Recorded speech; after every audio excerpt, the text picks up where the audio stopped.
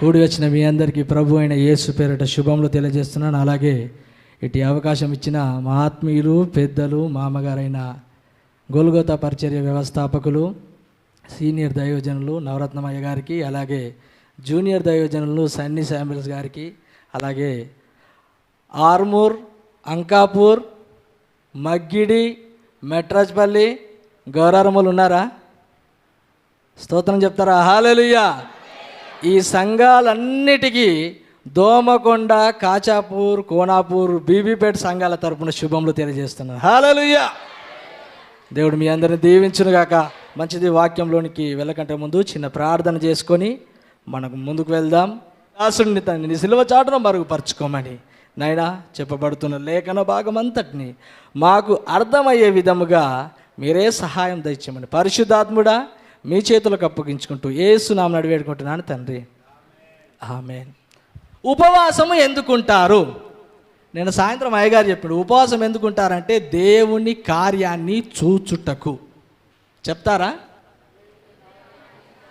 దేవుని కార్యము చూచుటకు. డిసెంబర్ చివరి మాసంలో మనం ఉంటున్నాము.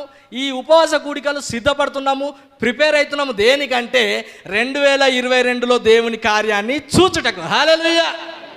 చూచుటకు నేను సిద్ధంగా ఉన్నాను. మరి మీరు సిద్ధమా? సిద్ధం ఉన్న వాళ్ళు దేనికి రెండు చేతులు పైకి స్తోత్రం చెప్దాం. హల్లెలూయా. బైబిల్ గ్రంథంలో నుండి యేసుప్రభు శిష్యుడు, అలాగే యేసుప్రభుకు సహోదరుడైన యాకోబు గారు ఒక మాట ఆయన లేఖనము గుండా తెలియజేస్తున్నాడు. యాకోబు పత్రిక 5వ అధ్యాయము 17వ వచనము. నేను 3 విషయాలు మీకు ధ్యానించాలని ఆశపడుతున్నాను.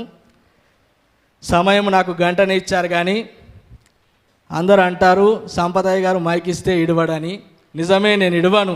ఎందుకంటే స్టీరింగ్ నా చేతిలో లేదు, స్టీరింగ్ దేవుని చేతిలో ఉంది. హల్లెలూయా. యాకోబు రాసిన పత్రిక 5వ అధ్యాయము 17వ వచనం.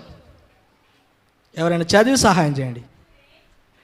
ఏలియా మన వంటి స్వభావం గల మనుషుడే. చెప్పండమ్మా, ఏంటి? వర్షింపకుండునట్లు. చదవండి. అతడు ఆసక్తితో ప్రార్థన చేయగా 3.5 సంవత్సరముల వరకు భూమి మీద వర్షము కురవలేదు. హల్లెలూయా. మనలాంటి స్వభావం గలవాడు, మనలానే అన్నం తింటాడు, మనలాగానే పని చేసుకుంటాడు, మనలాగానే బయటికి వెళ్తాడు, మనలాగానే లోపలికి వస్తాడు, మనలాగానే వస్త్రములు ధరించుకుంటాడు, మనలాగానే చెమట కారుస్తాడు, మనలాగానే అన్ని పనులు చేస్తాడు. కానీ ఆయన ఆసక్తితో ప్రార్థన చేస్తే ఏం జరిగింది? అతడు ప్రార్థించినప్పుడు 3.5 సంవత్సరాలు వర్షము కురియలేదు. ఎన్ని సంవత్సరాలండి?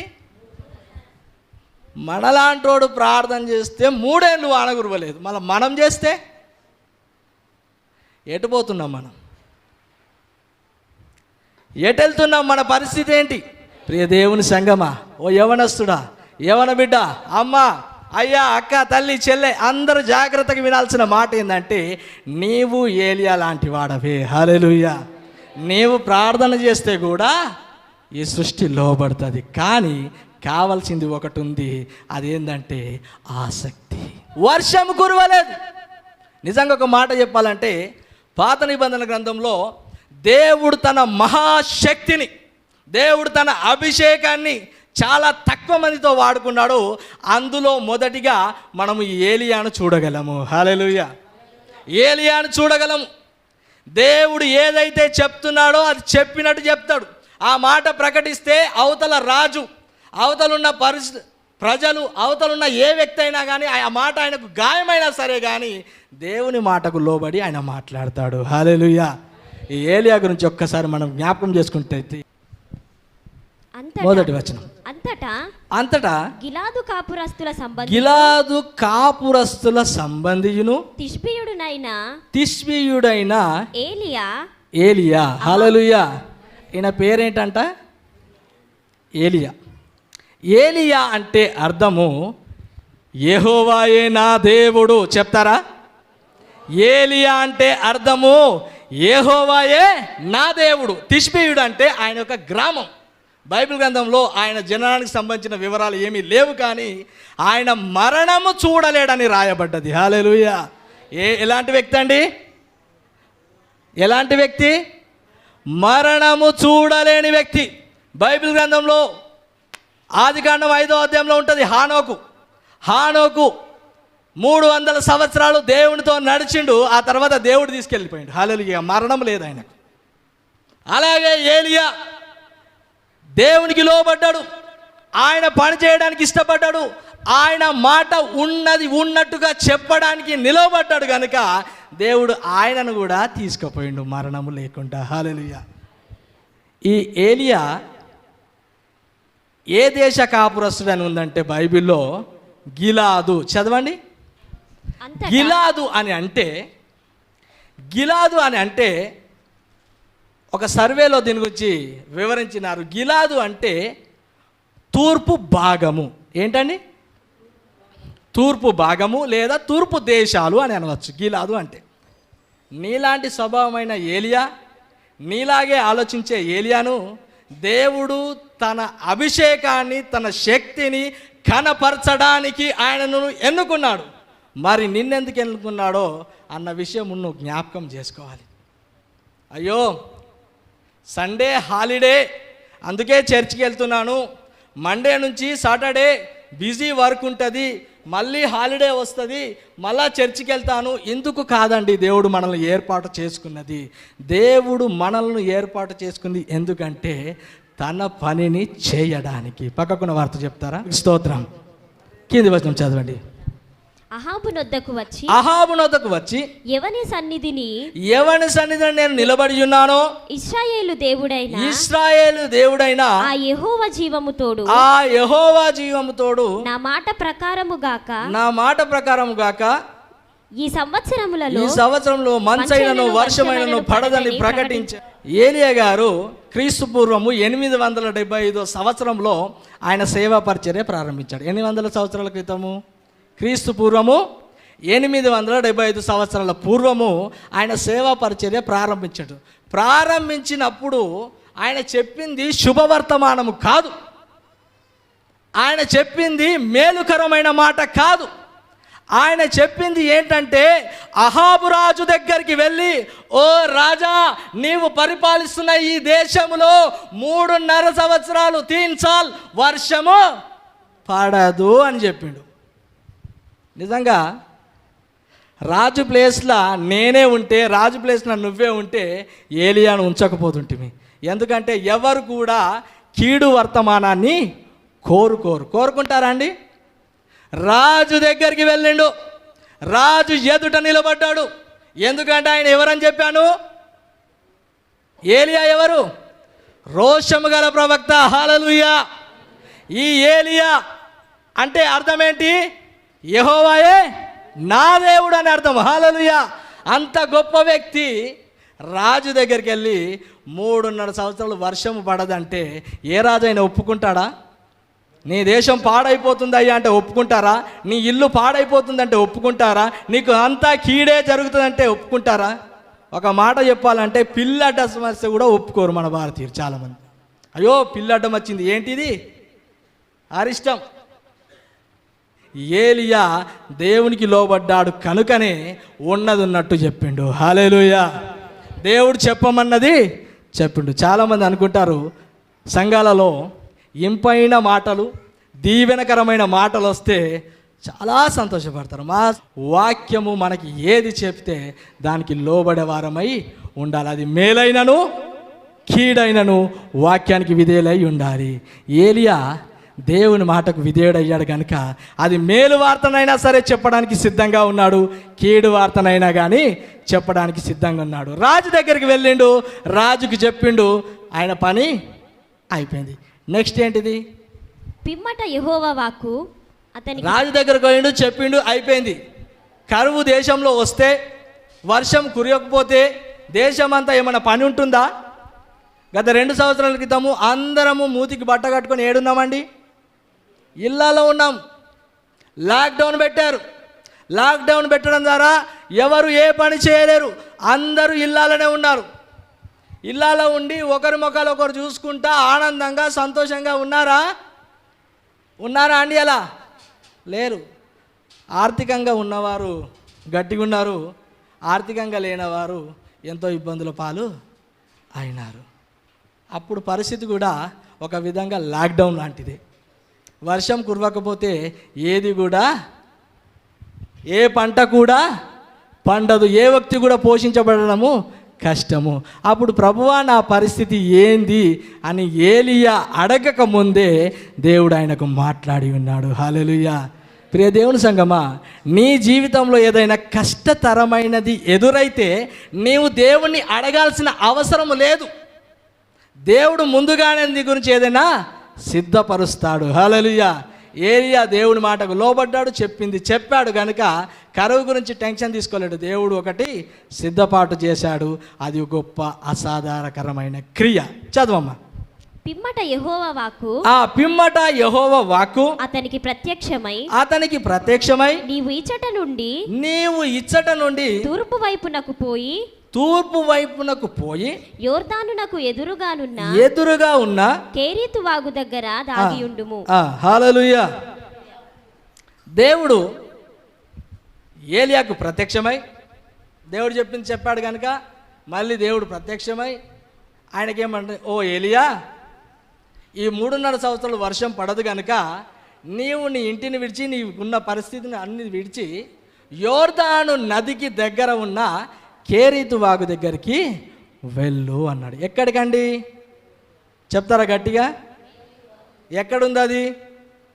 యోర్దాను నదికి దగ్గరలో ఉన్నది. హల్లెలూయా. ఏడ ఉండాలి? నా పరిస్థితి ఏంది అని ఏలియా అనుకుని ఆ ప్రదేశంలో నీవు నేను ఉంటే 100 ప్రశ్నలు వస్తాయి. రావా అండి? 1,00,000 ప్రశ్నలు వస్తాయి. కానీ ఏలియా నమ్మిండు దేవుడు శక్తిమంతుడని. హల్లెలూయా.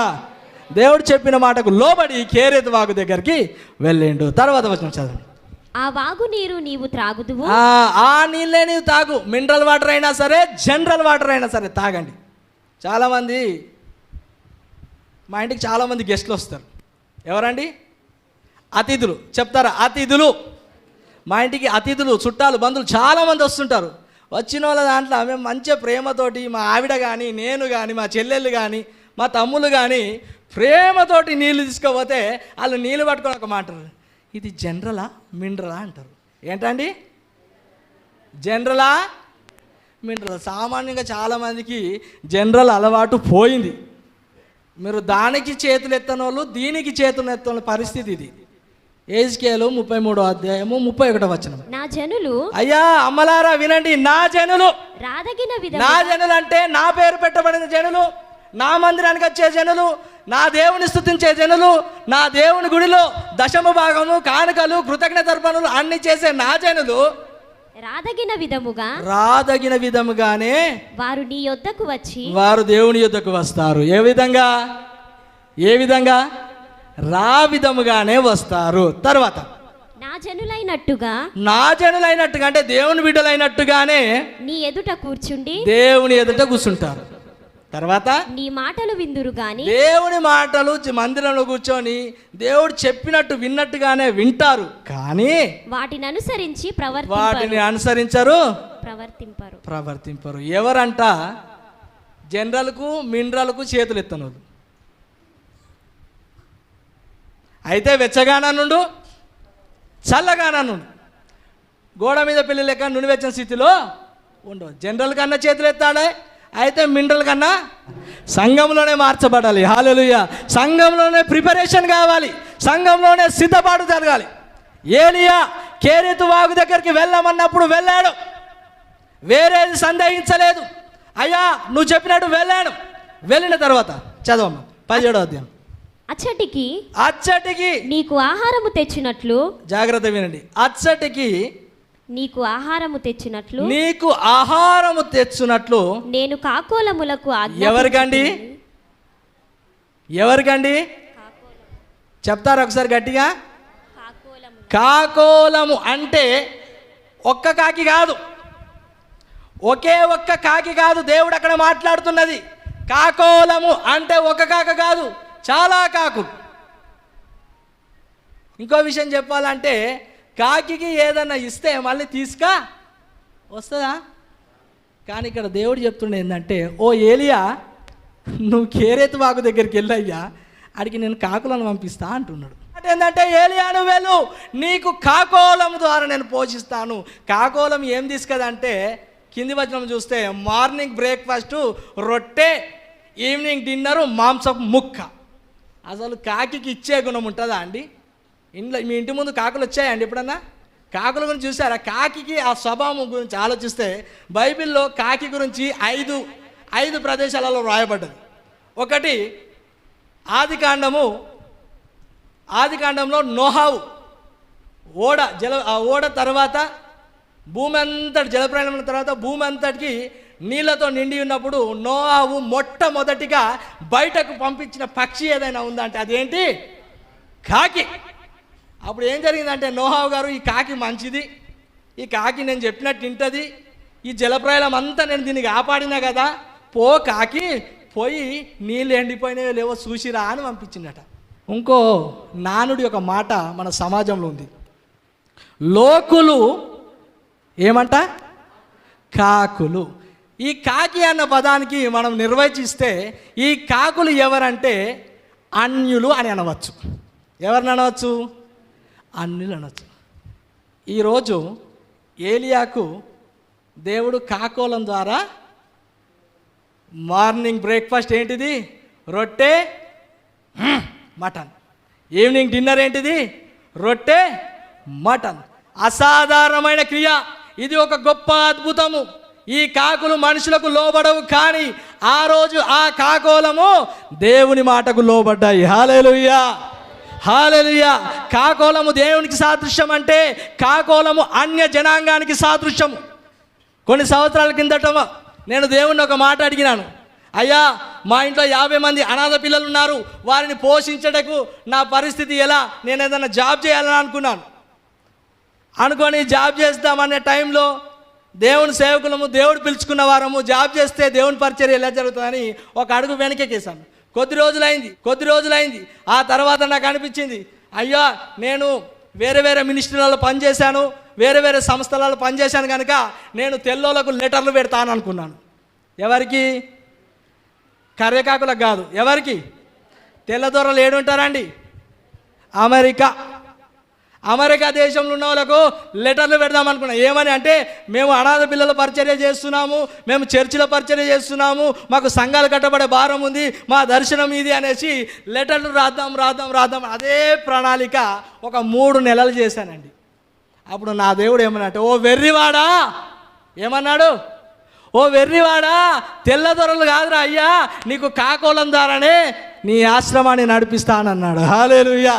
నిజంగా చెప్పాలంటే ఈరోజు ఆ అనాథాశ్రమం దోమకొండ పిల్లలకు సుమారుగా కొన్ని లక్షల రూపాయలు నల్లకాకులు వచ్చి సహాయం చేశాయండి. హల్లెలూయా. ఎవరు?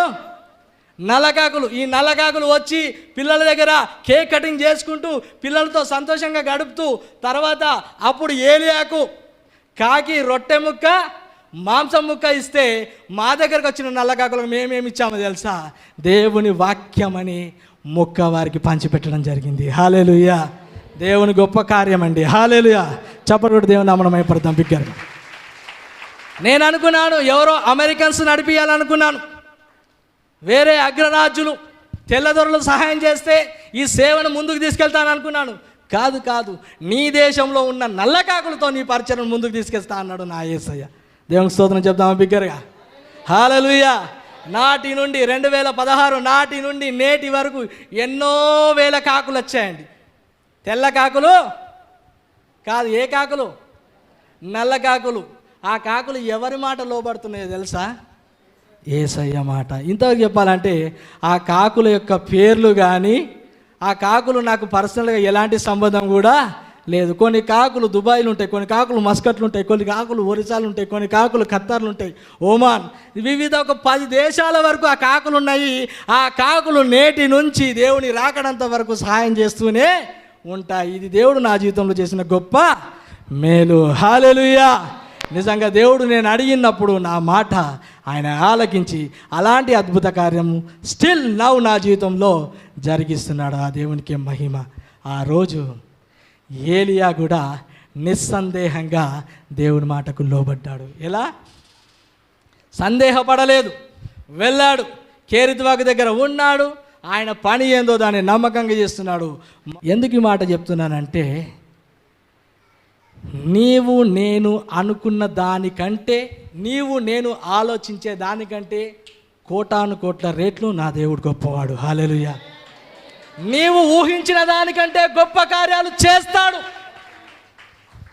ఇకపోతే ఈ విధముగా ఏలియా మనలాంటి మనిషి దేవునికి లోబడినప్పుడు గొప్ప కార్యాలు ఎన్నో ఆయన ద్వారా దేవుడు జరిగించాడు. అందులో మొదటిది ఈ వర్షం నాపడం అయితే, రెండవది కాకోలం ద్వారా పోషించబడితే, మూడవది ఆ సారెపేత గ్రామంలో వెళ్ళడం అయితే, నాలుగవది ఇట్లా ఈ ఏలియా గారు ఎన్ని మెరకల్స్ చేశారంటే, ఎన్ని అద్భుతాలు దేవుడు ఆయన ద్వారా చేశాడంటే సుమారు 14 ఎన్నండి 14 అద్భుతాలు ఏలియా ద్వారా దేవుడు జరిపించాడు. దేవునికి స్తోత్రం, దేవునికి స్తోత్రం, దేవునికి స్తోత్రం. వృక్షం క్రింద కూర్చుండి మరణాపేక్ష గలవాడై యెహోవా దేవునితో మాట్లాడుతుండే. ఎలాంటి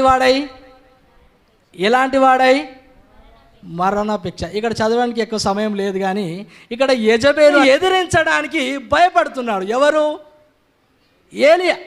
ముందు అహాజు రాజుకు ఛాలెంజ్ చేశాడు.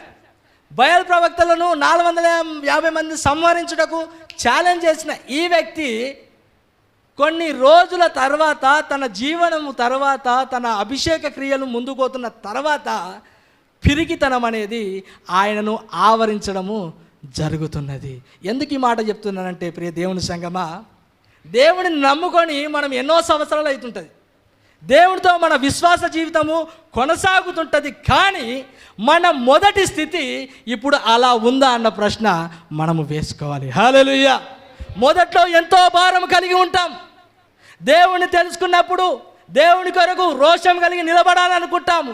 కానీ ఒక 10 సంవత్సరాల తర్వాత చూస్తే అలాంటి పరిస్థితి మన జీవితంలో ఉండదండి. ఇక్కడ ఏలియా మనలాంటి వ్యక్తే కాబట్టి ఆయన కూడా అలానే అయింది. యెజబేలు భయపడి దేవుణ్ణి అడుగుతున్నాడు, దేవా నేను మరణాపేక్ష గలవాడనయ్యాను అంటూనే తర్వాత వచ్చింది, నా పితరులు యెహోవా నా పితరుల కంటే నేను ఎక్కువ వాడను కానయ్యా.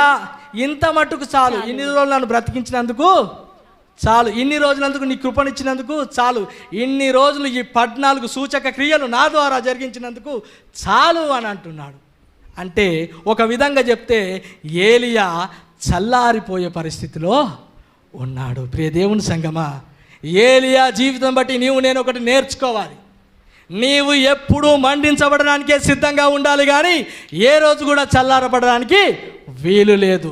మొదటి స్థితి ఎలా ఉందో నీ కడపటి స్థితి వరకు కూడా అలాంటి అభిషేకంతో నీవు ఉండబడాలి.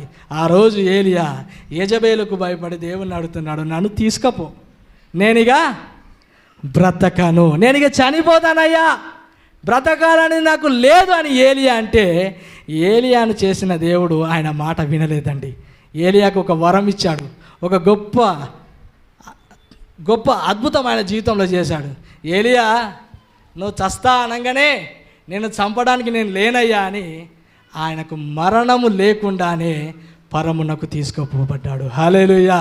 బైబిల్ గ్రంథంలో 2 ఉన్నారు. ఒకటి హానోకు 300 సంవత్సరాలు నడిచి దేవునితోటి పరమునకు పోయిండు. రెండవదిగా ఏలియా. హల్లెలూయా. ఇక్కడ దేవుని గురించి ఎవరు? ఎలీషా. హల్లెలూయా. ఈయన మరణము కోరుకున్నాడు అంటే, నేను పడిపోయాను అయ్యా అంటే, దేవుడు ఆ అవకాశాన్ని, ఆ అభిషేకాన్ని, ఆ తలాంతును ఇంకో వ్యక్తికి మార్చుటకు సిద్ధపడ్డాడు. హల్లెలూయా. ప్రియ దేవుని సంగమా, దేవుని మందిరంలో దేవునికి నమ్మకంగా బ్రతికితే దేవుడు నీతోనే నడుస్తాడు. ఒకవేళ అపనమ్మకమైన పరిస్థితిలో ఉంటే నీకంటే ఉత్తమైన వాడిని దేవుడు లేపడానికి సిద్ధంగా ఉన్నాడు. బైబిల్ గ్రంథంలో నుండి 1 రాజుల గ్రంథము 19వ అధ్యాయము 16వ వచనం. ఇశ్రాయేలు మీద నింషి కుమారుడైన యెహోవా పట్టాభిషేకం చేయము. దేవుడు ఏలియా చెప్పిన మాటను మార్చివేశాడు. ఏలియా ఏం కోరుకున్నాడు? మరణము కావాలన్నాడు. ఏమన్నాడండి? మరణం కావాలంటే దేవుడు దాన్ని అంగీకరించలేదు. నీ జీవితంలో, నా జీవితంలో దేవునికి ప్రణాళికకు వ్యతిరేకంగా నీవు ఏదైనా అడిగితే అది జరగదు. ఎవరో తెలుసా? ఎలీషా. ఈరోజు సంగమా, దేవుని మందిరంలో నువ్వు నమ్మకంగా దేవునికి లేకపోతే నీ కుమారుగా దేవుడు వేరే వారిని లేపుతాడు. హల్లెలూయా. దేవుని దృష్టికి నువ్వు అవిధేయులుగా ఉంటే నీ కుమారుగా దేవుడు వేరే వారిని చేరుస్తాడు. ఇశ్రాయేలు రాజు సౌలు అవిధేయుడు అయ్యాడు కనుకనే దేవుడు దావీదును లేపాడు. ఈరోజు సంగమా, దేవుని సన్నిధానంలో నువ్వు విధేయత కలిగితే నీ స్థానము నీదే. ఒకవేళ దేవునికి వ్యతిరేకమైన పనులు చేస్తే ప్లాన్ బి దేవుడు అప్లై చేస్తాడు. ఏలియా జీవితంలో కూడా అదే జరిగింది. మరణం కోరాడు కానీ దేవుడు మరణము తప్పించి ప్లాన్ బి అప్లై చేశాడు. అదేంటో ఇక్కడ చదువుకుందాం. 19:16 నీకు మారుగా, కింది వచనం, నీకు మారుగా. ఎవరికి మారుగా? ఏలియాకు మారుగా. ఎవరికి మారుగా? ఏలియాకు మారుగా. ఎవరు ఏలియా? రోషం గల వ్యక్తి. హల్లెలూయా. 14 సూచక క్రియలు చేసిన వ్యక్తి. ఇంకో మాటలు చెప్పాలంటే దేవునికి ప్రార్థన చేసి అగ్ని కురియునుగాక అంటే అగ్ని కురిసింది. దేవునికి ప్రార్థన చేసి వర్షము పడద్దు అంటే వర్షం ఆగిపోయింది. దేవునికి ప్రార్థన చేసి చచ్చినవాడు లేచును కాకంటే చచ్చినవాడు లేచిండు.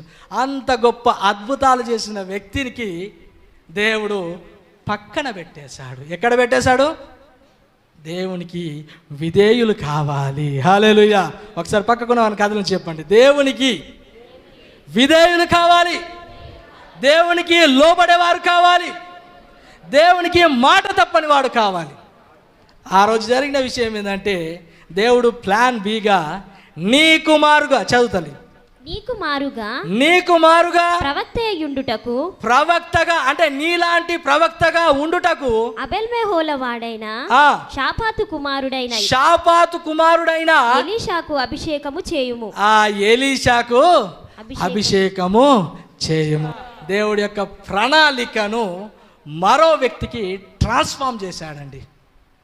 దేవుడు తన ఉద్దేశాన్ని వేరే వ్యక్తికి అందించడానికి సిద్ధపడ్డాడు. దేవుని మందిరంలో నీ పట్ల దేవుడు ప్రణాళిక కలిగి ఉంటే ఆ ప్రణాళికకు నువ్వు వ్యతిరేకంగా పని చేస్తే దేవుడు నిన్ను పక్కన పెట్టి నీ స్థానాన్ని ఇంకొకరికి ఇవ్వడానికి సిద్ధంగా ఉన్నాడు. హల్లెలూయా. ఒకసారి నీ స్థానం ఏంటో గుర్తెరుగు. దేవునిలో ఒకసారి హృదయం మీద చేతేసుకో. నీ స్థానం ఏంటో గుర్తెరుగు. నీ స్థానంలో నువ్వు సరిగా లేకపోతే నీ స్థానాన్ని తీసి వేరొకరికి ఇవ్వడానికి దేవుడు సిద్ధంగా ఉన్నాడు. ప్లాన్ బిలో ఎలీషాకు ఆ స్థానం ఇవ్వడానికి సిద్ధంగా ఉన్నాడు. ఎవరికి మారుగా? ఏలియాకు మారుగా అలాంటి ప్రవక్తగా ఉండుటకు ఎలీషాను దేవుడు అభిషేకించమని ఏలియాకే చెప్పిండు. 1 రాజులు 19:19. ఈ ఎలీషా ఎవరంటే చదవండి. ఏలియా అచ్చట నుండి పోయిన తరువాత దేవుడు చెప్పిన మాటకు విని దేవుడు ప్లాన్ బి అంటే వేరొక ప్రణాళికను సిద్ధం చేశాడు కనుక ఆ ప్రణాళికకు లోబడి అతనికి షాపాతు కుమారుడైన ఎలీషా కనబడెను. అతడు తన ముందరనున్న 12 అరకల ఎడ్ల చేత దున్నించుచు 12వ అరక తాను తోలుచుండెను. దీన్ని బట్టి మీకు ఏమర్థమవుతుందండి? ఎలీషా ఎవరో తెలుసా? రైతు బిడ్డ. ఎంతమంది రైతులు ఉన్నారండి ఇక్కడ పండించేవారు? చేతులు ఎత్తండి, సిగ్గుపడద్దు. దేశానికి అన్నం పెట్టేవారు ఎవరంట? రైతన్నలు. రైతే రారాజని ఎన్నో ప్రభుత్వాలు చెప్తున్నాయి. హల్లెలూయా. ఈ ఎలీషా ఎవరంటే ఒక వ్యవసాయకుడు. ఈ ఎలీషా ఎవరంటే 12 అరకలతోటి దున్నుతున్న వ్యక్తి. ఒక అద్భుతమైన కార్యమును ఎలీషా కొరకు చేశాను. చదువు.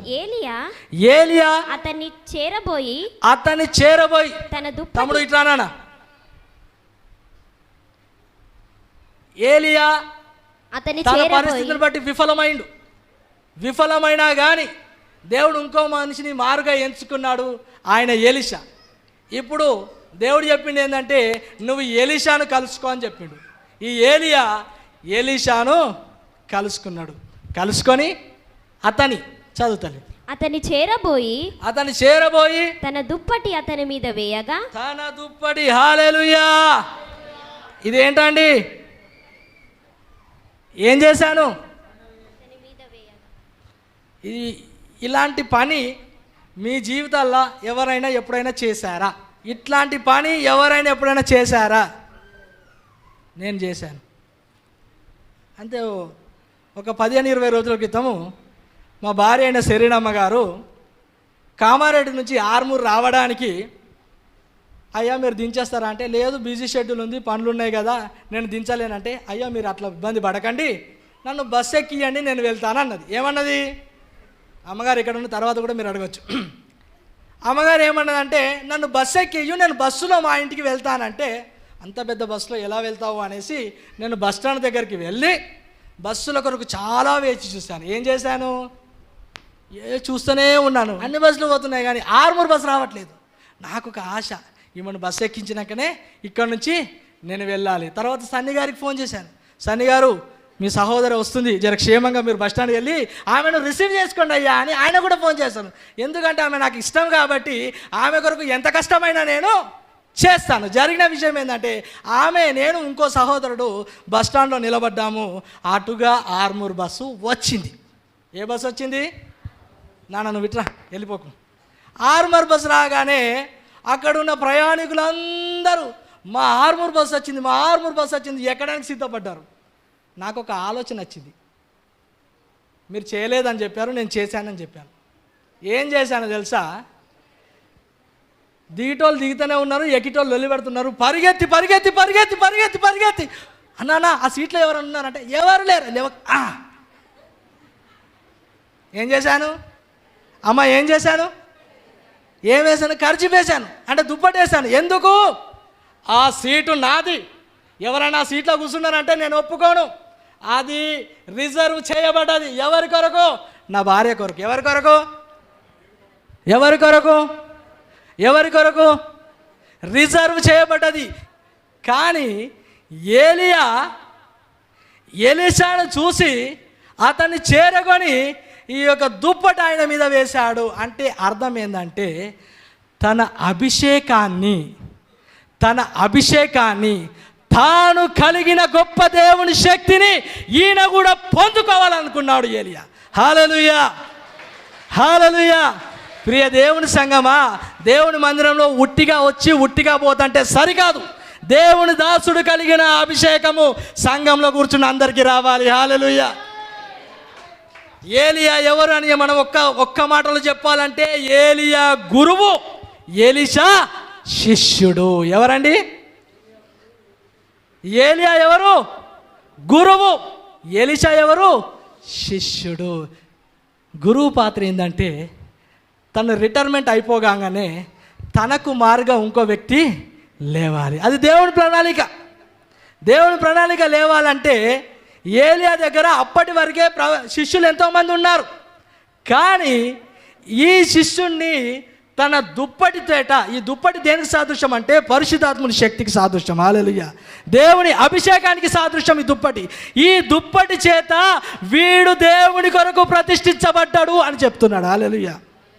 వీడు దేవునికి కావలసిన వ్యక్తి, వీడు దేవునికి కావాలి, నాకు మారుగా దేవుని పని చేయుటకు ప్రవక్తగా వీడు ఉండాలని ఏలియా అనుకొని దుప్పటి వేశాడు.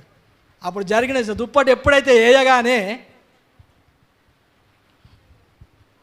ఈ తమ్ముడు, అన్న నేను ఉండను, ఈడ ఈ ఆర్మూర్లు ఉండను అన్న, నువ్వు ఎప్పుడైతే ఖర్చు వేసినావో నా మనసు అంత ఆగమవుతుంది, నేను నీతోటే వస్తా, మీ ఇంటికాడనే ఉంటా, దోమకొండలనే వంట, మా అమ్మ నాన్న చెప్పేస్తా, నేను సంపదనతోనే పోతా, ఆయన నాకు ఖర్చు పేసిండు అని అంటే మీరు ఒప్పుకుంటారా?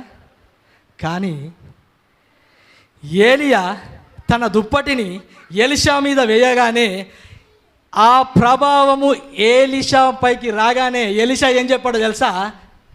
ఏలియా గారితో చెప్తున్నాడు, గురువుకి చెప్తున్నాడు. చదువుతలే 20వ వచనం. అతడు ఎడ్లను విడిచి కూర్చో తమ్ముడు, థ్యాంక్ యూ. ఎడ్లను విడిచి అంటే తన వృత్తిని విడిచి, తనకున్న జీవనోపాధిని విడిచి, తనకున్న కష్టాన్ని విడిచి, తనకున్న ఆస్తిని విడిచి, ఎడ్లను విడిచి ఏలియా వెంట పరుగెత్తి ఏలియా వెంటనే పరిగెడుతున్నాడు. హల్లెలూయా.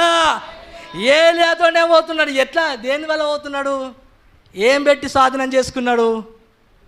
దుప్పటి. ఆ దుప్పటి దేవుని అభిషేకానికి సాదృశ్యం కనుక ఆ అభిషేకం ఆయన మీద రాగానే నేను నా ఇంట్లో ఉండాల్సిన అవసరం లేదు, నేను దేవునితోనే ఉంటాను, దేవుని సేవకుడితోనే ఉంటానని ఏలియా వెంబడి వెళ్తున్నాడు. చదవమ్మా. నేను పోయి నా తల్లిదండ్రులను ముద్దు పెట్టుకొని తిరిగి వచ్చి నిన్ను వెంబడించెదనని చెప్పి అతనిని సెలవడుగగా అతడు పోయి రమ్ము నా వలన. ఖర్చు వేసిన వెంటనే దుప్పటి వేయగానే దుప్పటితో స్వాధీనం చేసుకున్నాడు ఎలీషాను స్వాధీనం చేసుకున్న తర్వాత ఈ ఎలీషా, శిష్యుడైన ఎలీషా ఏం చేశాడంటే సర్వమును త్యాగం చేశాడు. ఈరోజు ప్రియ దేవుని సంగమా, ఏదైనా మీటింగ్లలో కానీ ఎవరైనా దాసుడు కానీ ప్రవక్తలు కానీ ప్రవచించి దేవుడు నిన్ను పిలుచుకుంటున్నాడంటే నన్ను కాదు అని వెనక తిరిగే వాళ్ళు చాలామంది ఉన్నారు ఈ సమాజంలో. కానీ ఎలీషా అలా తిరగలేదు. దేవుడు పిలుచుకుంటున్నాడని వినగానే వెంటనే దేవుని కొరకు కమిట్మెంట్ కలిగి ఉన్నాడు.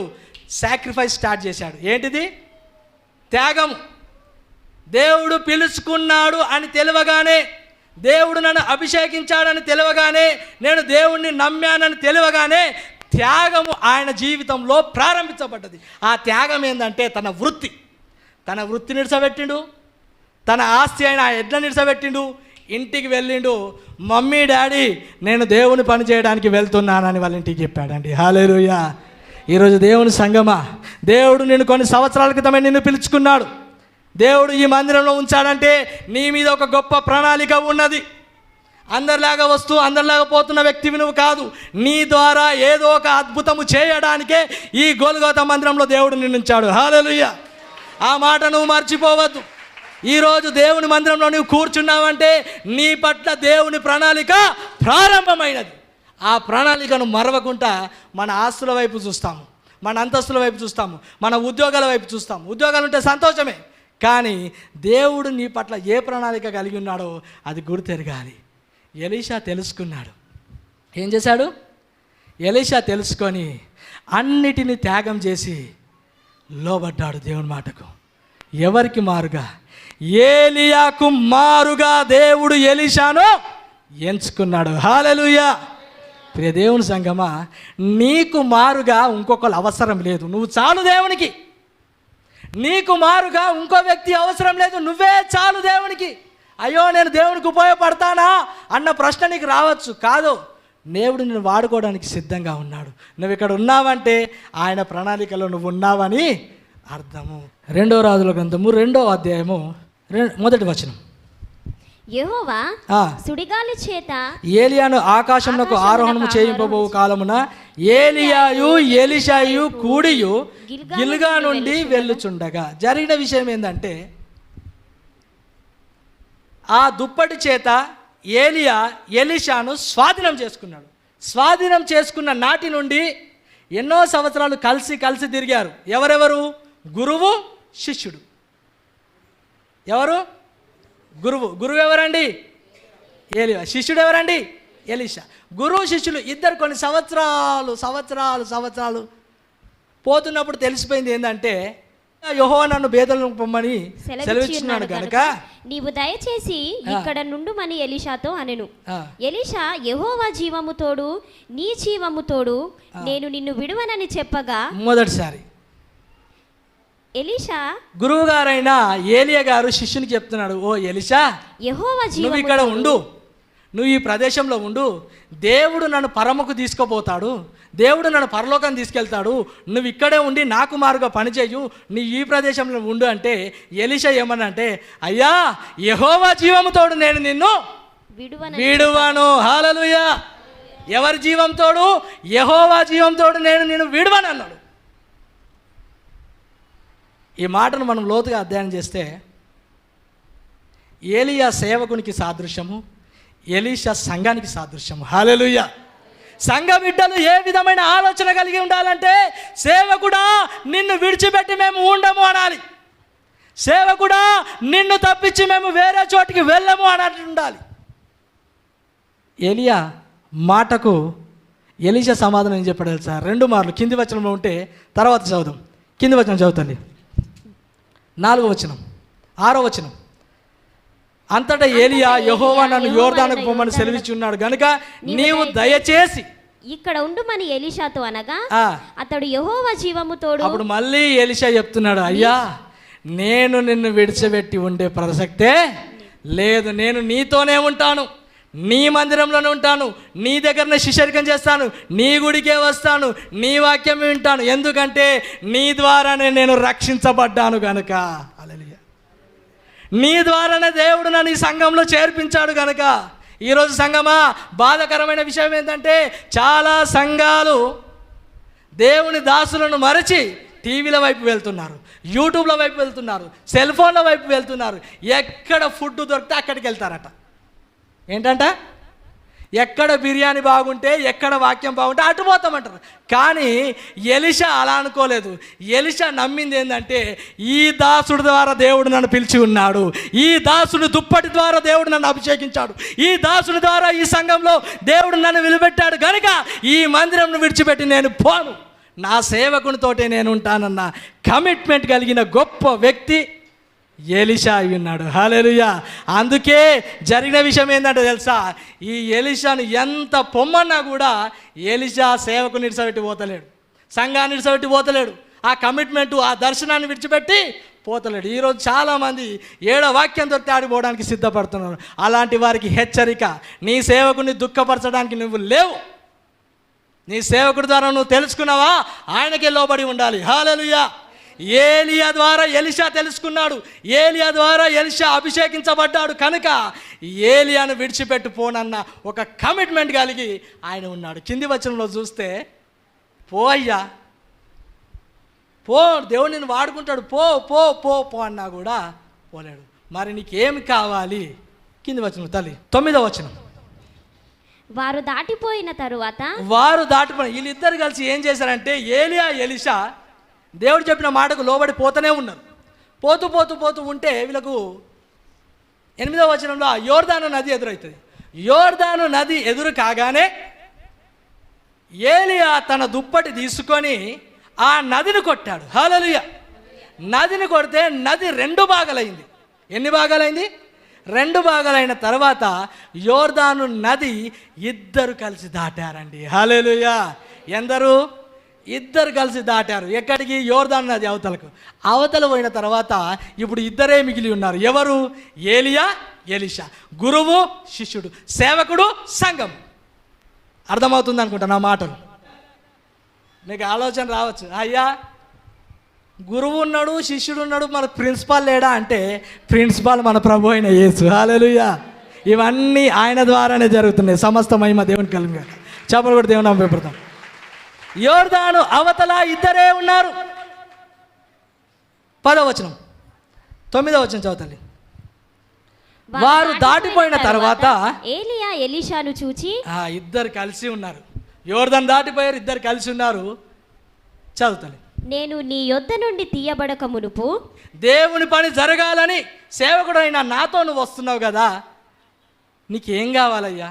నేను అక్కడనే ఉండమన్నా, హెబ్రోన్లో ఉండమన్నా, గిల్గాలో ఉండమన్నా, యోర్దాను కంటే నది ముంగటనే నేను ఉండమన్నా, నువ్వు అక్కడ లేవు, అసలు నీకు ఏమీ కావాలి అని ఏలియా ఎలీషాను అడుగుతున్నాడు. చదువుతలే. ఎలీషా నీకు కలిగిన ఆత్మలో, అయ్యా నాకు ఏది వద్దయ్యా, గురువుగారు నాకు ఏది వద్దయ్యా, ఏం కావాలంటే నీకు కలిగిన ఆత్మలో 2 పాలు నాకు కావాలి అన్నాడు. హల్లెలూయా. ఏలియా 1 పాలు ఆత్మ కలిగి 14 అద్భుతాలు చేస్తే ఎలీషా ఏం కావాలన్నాడు? 2 పాలు. 2 పాలు అంటే మీకు లెక్కలు వస్తాయనుకుంటా. లెక్కలు వస్తాయండి? లెక్కలు వస్తాయా? 14 ఎంత అండి? ఎంత? 28. ఏలియా 14 అద్భుతాలు చేస్తే 2 అభిషేకం పొందుకున్నాడు ఎలీషా. ఆ అభిషేకంతో ఎన్ని అద్భుతాలు చేయాలి? 2 పాలు అంటే 28 అద్భుతాలు చేయాలి. కానీ ఆయన 27 చేశాడు. 28 దాని గురించి మనము కింది వచనం ధ్యానిద్దాం. అంతకంటే ముందు ఒక ఎగ్జాంపుల్ మీకు చెప్తాను.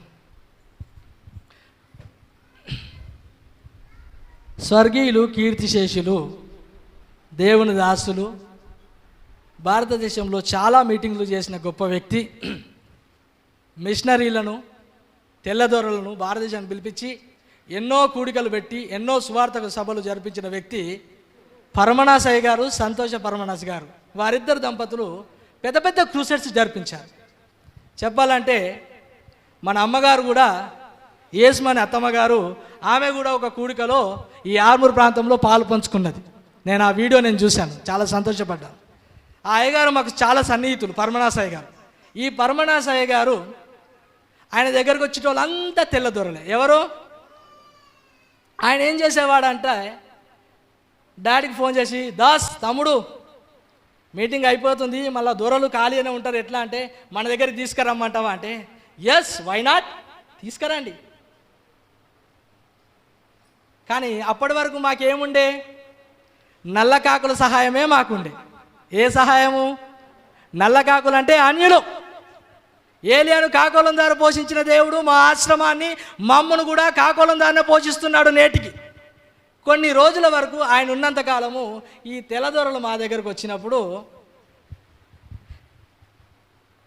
నేనేదో గొప్ప కార్యం చేస్తానని చెప్తలేను, దేవుడు నాకు ఇచ్చిన ఆలోచనను నేను అక్కడ జరిగించినాను. ఏంటంటే మా ఇంటికి వచ్చిన ఫారినర్స్, యుఎస్ నుంచి కానీ మిగతా దేశాల నుండి వచ్చిన వాళ్ళందరికీ వెళ్ళే ముందు నేను ఒకటి ఇచ్చేవాడను. మీరు ఊహించలేరు, మా ఇంటికి వచ్చిన ఫారినర్స్ అందరికీ, తెల్లదొరలందరికీ నేను 2 రూపాయల చిక్కలు ఇచ్చి పంపించాను. నేను మా ఇంటికి వచ్చిన తెల్లదొరలందరికీ 2 రూపాయల చిక్కలు ఇచ్చి పంపిస్తుంటే నా గుర్తుగా. అది వాళ్ళకి ఇచ్చినప్పుడు వాళ్ళు నన్ను అడిగేది, ఇది ఎందుకు ఇస్తున్నావంటే దాని గురించి నేను ఒక సాక్ష్యం చెప్పేవాడను. ఒక 2 రూపాయల కాయిన్ మీద 2 వేల ఫింగర్ ఉండే అలాంటి కాయిన్లు ఏరి మరీ వాళ్ళకి ఇచ్చేవాడిని, మంచిగా ఒక బాక్సులలో పెట్టి. ఎవరైనా చూస్తే అమ్మగారు మా వివాహం సమయంలో ఒక బాక్స్ తీసి రింగ్ పెట్టారు నాకు. అట్లాంటి ఒక బాక్సులో 2 రూపాయలు పెట్టి మనిషికోటి 10 మంది వస్తారా 10 2 రూపాయల చిక్కలు ఇస్తుంటుంది. 20 మంది వస్తారా 20 మందికి 2 రూపాయల చిక్కలు ఇస్తుంటుంది. ఎందుకు ఇస్తున్నా తెలుసా? దేవుడు 2 ఆత్మకు 2 అభిషేకానికి సాదృశ్యము ఈ 2 రూపాయల చిక్కలయ్యా. ఎందుకంటే మా నాన్నగారు తన సేవా పరిచర్యను ప్రారంభించినప్పుడు ఆయన 2 గిన్నెలతోటి దోమకొండకు వచ్చాడని చెప్పేది. హల్లెలూయా. 2 గిన్నెలతో ఆయన సేవా పరిచర్యను ప్రారంభించాడు. ఇప్పుడు ఎన్ని గిన్నెలు ఉన్నాయో మా ఇంట్లో తెలియదు. మా నాన్నగారికి మేము 2 కుమారులము, అందుకే 2 రూపాయల చిక్క మీకు ఇచ్చాను. మా నాన్నగారు సేవా పరిచర్యలో మొదటిగా ప్రారంభించినవి 2 సంఘాలు, అందుకే 2 రూపాయల చిక్కని ఇచ్చాను. మాకు దేవుడు 2 బిల్డింగ్లు ఇచ్చాడు, అందుకే 2 రూపాయల చిక్కని ఇచ్చాను. మాకు దేవుడు 2 బైకులను ఇచ్చాడు, అందుకే 2 రూపాయల చిక్కని ఇచ్చాను. మాకు దేవుడు 2 కార్లను ఇచ్చాడు, అందుకే 2 రూపాయల చిక్కని ఇచ్చాను. మాకు దేవుడు 2 ప్రదేశాల 2 క్యాంపస్లు ఇచ్చాడు, అందుకే నేను 2 రూపాయల చికెన్ ఇచ్చింది. 2 అనే పదం మీద ఏలియాను గుర్తు చేసుకొని నా సాక్ష్యం చెప్పడం నాకు ఒక అలవాటుగా అది మారింది. హల్లెలూయా. ప్రియ దేవుని సంగమా, నీ జీవితంలో 2 అన్నప్పుడు నువ్వు ఆలోచించాల్సింది ఏంటంటే, ఒకటి దేవుడు, ఒకటి నువ్వు.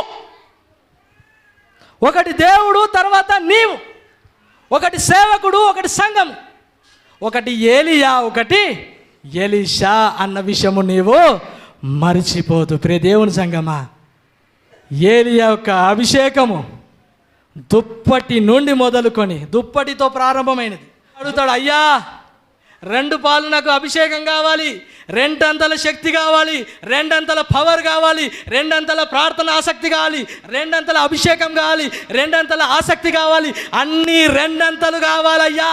నీవు కలిగిన దాంట్లో 2 నాకు కావాలంటే అప్పుడు ఏలియా గారు ఏం చెప్పారంటే, చదువుతల్లి, అది కష్టతరమైనది. 2 పాలు నా మీదికి వచ్చినట్లు దయచేయమనను 10వ వచనం. అందుకు ఏలియా గారు ఏం చెప్తున్నా అంటే, ఓ ఎలీషా, నీవు అడిగినది, చదువుతల్లి, కష్టతరమైనది. ఏంటంట? ఏంటంట? ఇష్టతరమా కష్టతరమా? కష్టతరమైనది. వాస్తవమే. దేవుని శక్తి పొందుకోవాలంటే అమాంతము రాదు.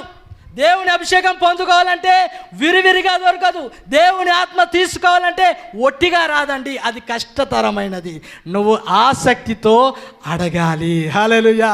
నువ్వు అభిషేకంతో అడగాలి. నీవు ఆయన వైపు చూడాలి, ఆయనకు సాగిలపడి ఉండాలి, ఆయన కొరకు బ్రతకాలి. నీలో త్యాగం ఉండాలి, నీలో పట్టుదల ఉండాలి, నీలో విశ్వాసం ఉండాలి, నీలో దేవునికి లోబడే మనసు ఉండాలి. అప్పుడే నీకు రెండంతల అభిషేకము వస్తుంది. ఎలీషా, నువ్వు రెండంతల అభిషేకం కావాలంటున్నావు, రెండంతల పవర్ కావాలంటున్నావు కదా, ఓకే. కానీ నువ్వు అడిగినది కష్టతరమైనది. అయినను నేను దేవునికి దగ్గరికి చేరే లోపు, ఆ మధ్యలో జరిగే ఈ ప్రాసెస్లో నీవు నన్ను చూస్తే, ఆ దుప్పటి వస్తేనే నువ్వు ఆ శక్తి పొందుకోగలవు అని మాట ఏలియా గారు ఎలీషాకు చెప్తాడు. ఆ మాట విన్న ఎలీషా ఆసక్తితో ఆ దుప్పటి వైపు తేరి చూచాడు, ఆసక్తితో అభిషేకం వైపు చూశాడు, ఆసక్తితో దేవుని వైపు చూశాడు. కొద్ది క్షణాలకి పరమునకు కొనిపోబడుతున్న వేళలో పైనుండి ఒక దుప్పటి రావడము. కింది వచనం. వారు ఇంకా వెళ్ళుచు మాటలాడుచుండగా ఇదిగో అగ్నిరథమును. 12వ వచనం. ఎలీషా అది చూచి అప్పుడు ఏలియా ఆరోహణమైండు. ఏలియాను ఎదుర్కోవడానికి అగ్నిరథములు వచ్చినాయండి. ఏ రథములు? అగ్నిరథములు ఏలియాను ఎదుర్కోవడానికి వచ్చినప్పుడు, ఆయన పరమునకు కొనబడినప్పుడు ఎలీషా అడుగుతున్నాడు. 10వ వచనం, కింది వచనం 12. ఎలీషా అది చూసి నా తండ్రి ఇశ్రాయేలు వారికి రథమును రౌతులను నీవే అని కేకలు వేసెను. అంతలో ఏలియా అతనికి మరలా కనబడకపోయెను. అప్పుడు ఎలీషా తన వస్త్రమును పట్టుకొని 2 తునకలుగా చేసెను.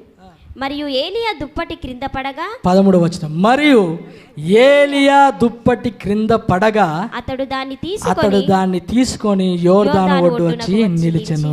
దేవునికి స్తోత్రం చెప్దామా బిగ్గరగా? 2 చేతులు పైకి ఎత్తి. నుండి ఏలియా దుప్పటి కిందికి వచ్చింది. అది ఎవరి మీద వచ్చింది? రానా, ఎవరి మీదకి వచ్చింది? పరిగెత్తాలి, ఈయన మీద పడ్డది. ఇప్పుడు ఇది ఎన్నోసారి ఇప్పుడు? మొదటిసారి ఏలియా ఎలీషాను స్వాధీనం చేసుకున్నాడు దుప్పటి ద్వారా. ఇప్పుడు పైనుంచి దుప్పటి వచ్చిందంటే దాని అర్థము ఏలియా పడేసినట్టు కాదు. రెండంతల అభిషేకం అంటే దేవుడే ఇచ్చినట్టు. హల్లెలూయా. దేవుడే రెండంతల అభిషేకం ఎలీషాకి ఇచ్చాడు కనుకనే 28 అద్భుతాలు చేశాడు, 28 సూచక క్రియలు చేశాడు. అందులో మొదటిది ఏంటంటే ఏలియా చివరిదే, ఎలీషా మొదటిది. ఏలియా చివరిది ఏంటని చెప్పాను? యోర్దానును 2 పాయలు చేయడము. ఎలీషా మొదటిది ఏంటి? అదే యోర్దాను మళ్ళా దుప్పటితో కొట్టిండు. ఆయన చివరిది, ఈయనది ప్రారంభము. ఈ విధంగా 27 సూచక క్రియలు ఎలీషా గారు చేయడం జరిగింది. ఎందుకంటే రెండంతల అభిషేకము. చదవడానికి సమయం లేదు కానీ ఇలా 27 అద్భుతాలు ఎలీషా బ్రతికున్నప్పుడు చేశాడు. అయ్యా, రెండంతలంటే 28 కదా, 14 ఎంత? 28 కదా. మరి 27 అద్భుతాలని మీరు అంటున్నారంటే 27 అద్భుతాలు జీవముతో ఉన్నప్పుడు చేశాడు. హల్లెలూయా. బైబిల్ గ్రంథంలో నుండి 2 రాజుల గ్రంథము 13వ అధ్యాయము 21వ వచనం. ఈ మాట చదువుకొని ముగించుకుందాం. కొందరు ఒక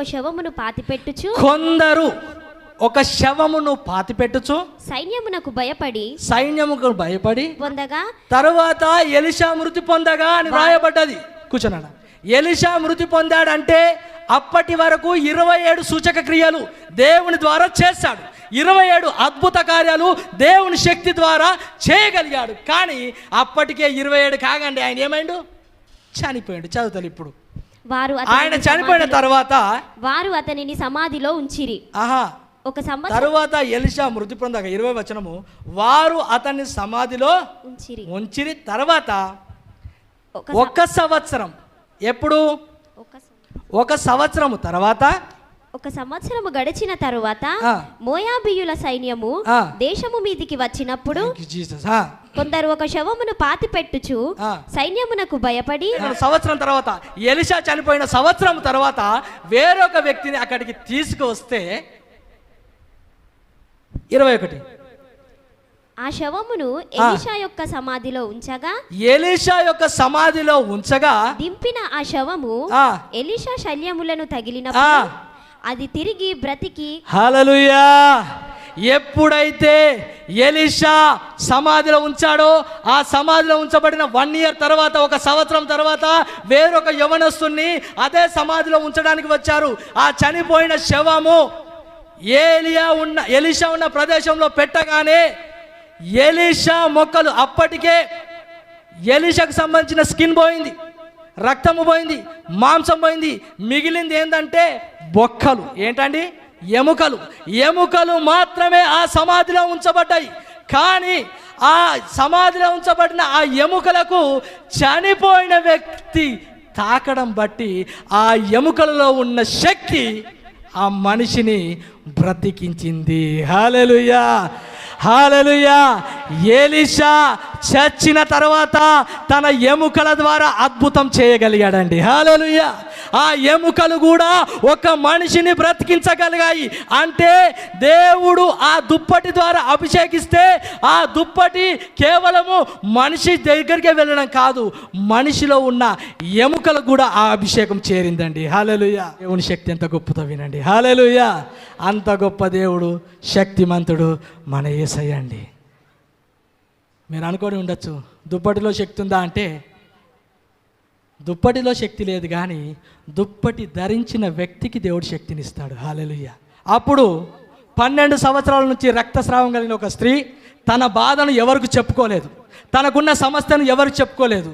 నేను యేసయ్య ఉన్న ప్రదేశానికి వెళ్తాను అనుకున్నది. యేసయ్య దగ్గరికి వెళ్ళింది. యేసయ్యతో మాట్లాడలేదు, యేసయ్యతో సైగలు చేయలేదు, యేసయ్యను ఏమీ అడగలేదు. కానీ యేసయ్య వస్త్రపు చెంగును ముట్టింది. ఏం చేసిందండి?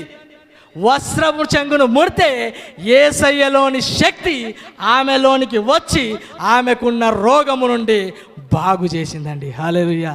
ప్రియ దేవుని సంగమా, మన దేవుడు సర్వాధికారి, మన దేవుడు సర్వశక్తిమంతుడు, మన దేవునికి అసాధ్యమైనది ఏది కూడా లేదు. కానీ ప్రాబ్లం వచ్చింది దేవునితో కాదు, ప్రాబ్లం వచ్చింది మనుషులతోటే. మనలాంటి మనుషుడే, కానీ ఆసక్తితో ప్రార్థన చేస్తాడు, దేవుని శక్తిని కొని ఉన్నాడు, ఆసక్తితో దేవుని అడిగాడు, గొప్ప కార్యం చేయబడ్డాడు. ఈరోజు సంఘమా, నీ సేవకుని వైపు చూడు, నీ సంఘం వైపు చూడు, నీ దేవుని వైపు చూడు. దేవుడు నిన్ను ఏర్పాటు చేసుకున్నాడు, దేవుడు నిన్ను పిలుచుకున్నాడు, దేవుడు నిన్ను అభిషేకించి ఉన్నాడు. ఆయన కొరకు నమ్మకంగా బ్రతకడానికి సిద్ధపడి ఉండు. ఏలియా దుప్పటిలో ఉన్న ఆత్మ ఎలీషా ఎముకలకు చేరింది. ఈరోజు సంగమా, నీ సేవకుడు కలిగిన భారము, నీ సేవకుడు కలిగిన ఉద్దేశము నీకు చేరాలి.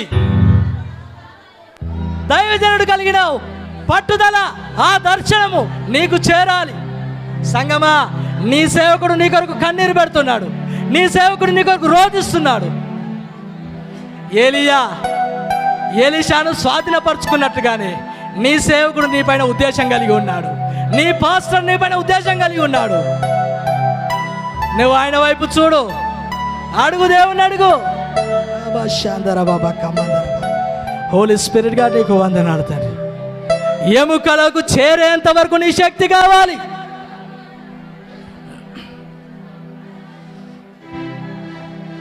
చెప్దాం, 2 చేతులు పైకెత్తి నా వెనుక ఈ మాటలు చెప్పండి. ఏలియా దుప్పటిలో శక్తి, ఎలీషా ఎముకలలో శక్తి మా పైన కుమ్మరించుము. 2 చేతుల పైకి చెప్తాం సంఘం.